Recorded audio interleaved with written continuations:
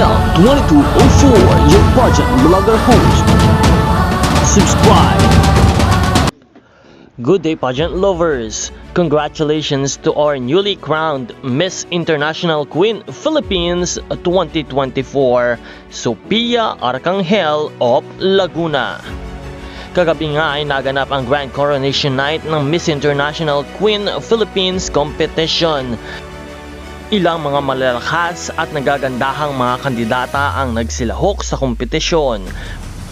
Ngunit nangibabaw ang ganda at galing ni Miss International Queen Laguna, Sophia Arcangel. Nakuha naman ang 4th runner-up si Miss International Queen San Jose del Monte, Bulacan, Mikay Bautista. 3rd runner-up si Sheila Magpali of Coronadal. 2nd runner-up Miss Manila, Julian Concepcion.